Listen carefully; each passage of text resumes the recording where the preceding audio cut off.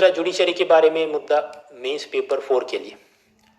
Mains paper 4 में कुछ बार ऐसी केस स्टडी आती है कि जहां पर आपने अपने विक्टिम दोस्त को कन्विंस करना होता है कि वो कोर्ट में जाके शिकायत करे कि नहीं करे, ऐसी कुछ केस स्टडीज।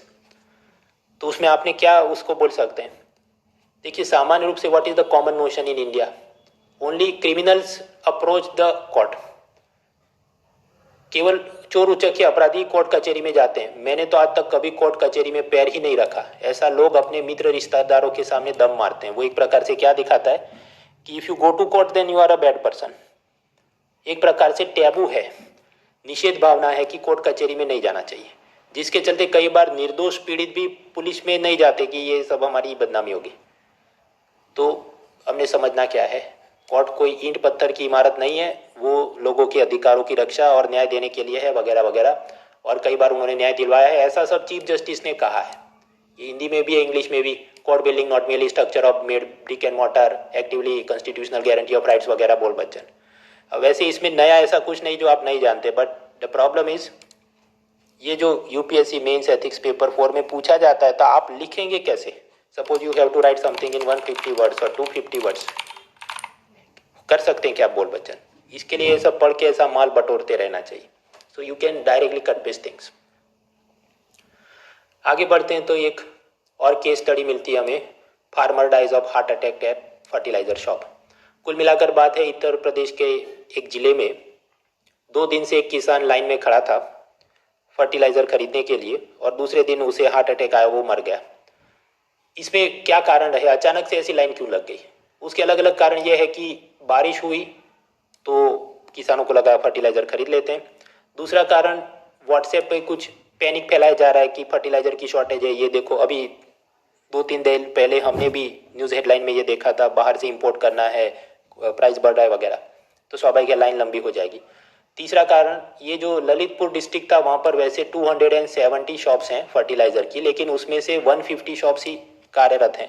बाकी का या तो लाइसेंस रिन्यू नहीं हुआ है या कोरोना के चलते कुछ उनको प्रॉब्लम्स हैं वगैरह, दे आर नॉट वर्किंग। तो प्रश्न ये है कि डिस्ट्रिक्ट मैजिस्ट्रेट के रूप में आप इसको कैसे एड्रेस करेंगे? अब आपको लगे ये तो फर्टिलाइजर में किधर से आया आईएएस ऑफिसर? भाई, under the essential commodities act, fertilizer is also an essential commodity. आवश्यक वस्तु अधिनियम कानून में ये भी आता है, और ये जो असेंशियल कमोडिटी के नाम पर वो डिस्ट्रिक्ट एडमिनिस्ट्रेशन के पास कुछ पावर्स होते हैं। हाँ, तो सोचिए आप क्या करेंगे, वो तो आप सोचना। इसमें लोग गलतियां क्या कर सकते हैं? एक तो गलती ये कि कुछ लोग सीधा I will encourage farmer to start organic farming, और वो गोबर का इस्तेमाल करे, उससे खाद बनाए, जीरो बजट नेचुरल फार्मिंग को मैं प्रोत्साहन दूंगा। आपकी सब बातें सही है, लेकिन वो लॉन्ग टर्म सोल्यूशन है। What is your immediate priority? कल सुबह तो वापस लाइन लगने वाली है, तो कल किसी फार्मर को वापस हार्ट अटैक आया और वो मर गया, तो उसको रोकने के लिए कल सुबह आप क्या करेंगे? What is your short term priority?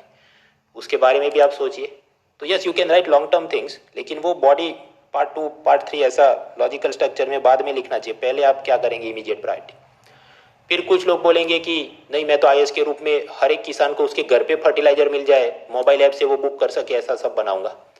तो वो 1-2 दिन पहले भी ऐसी एक केस स्टडी थी, याद करो। बड़ौदा में हाउसिंग, अफोर्डेबल हाउसिंग के फॉर्म बिक रहे थे और लोगों की लाइन लगी थी, और वहाँ पर भीड़ में कुछ लोग घायल हो गए। हर एक के पास स्मार्टफोन और इंटरनेट नहीं है कि मोबाइल से चीज़ों को बुक कर सके। दूसरा, डिस्ट्रिक्ट एडमिनिस्ट्रेशन के पास इतना मैन पावर भी नहीं है। अब समझिए कि जिला प्रशासन में 100 कर्मचारी हैं और कुल मिलाकर वहाँ पर 25,000 जिले में किसान है, तो क्या हर एक के घर आप ट्रैक्टर ट्रॉली से लेके जाएंगे? How can you manage that? तीसरा, as IAS officer I will personally supervise the queue management. मतलब मैं उस, ये जो लाइन खड़ी है, तो मैं इधर आईएएस के रूप में इधर जाऊंगा और ये सब ठीक से खड़े हैं कि नहीं, ऊपर शेड है कि नहीं, ये सब कोई आगे पीछे धक्का मुक्की नहीं हो रही, मैं खुद चौकीदारी करूंगा। भाई, आईएएस का ऑफिसर का काम खुद काम नहीं करना है, उसने काम को डेलीगेट करना है, उसने दूसरों से काम करवाना होता है। इफ यू डू चौकीदारी एज आईएएस ऑफिसर, तो फिर दूसरा काम आप कैसे करेंगे? डिस्ट्रिक्ट एडमिनिस्ट्रेशन के 10 और काम होते हैं। चौथा, कुछ लोग ये कहेंगे I will deploy medical staff at the fertilizer shop. Doctor वहाँ खड़ा हो और जिसको भी अटैक आए तुरंत उसकी इलाज हो सके। तो फिर कोरोना वैक्सीनेशन के टारगेट कौन कंप्लीट करेगा? आप कहे 100 करोड़ वैक्सीन दिए, पर असल में तो पूरी एडल्ट पॉपुलेशन के हार्डली 30-40% ही फुल्ली वैक्सीनेटेड, 2 डोज मिले हैं सबको। तो वो काम में डॉक्टर को लगाओगे, इधर खड़ा रखोगे आप। हाँ, तो सोचिए whatever you think there are some challenges to it, तो उनको एड्रेस करते हुए आप कैसे आगे बढ़ेंगे, आराम से उस पर आप गौर करें।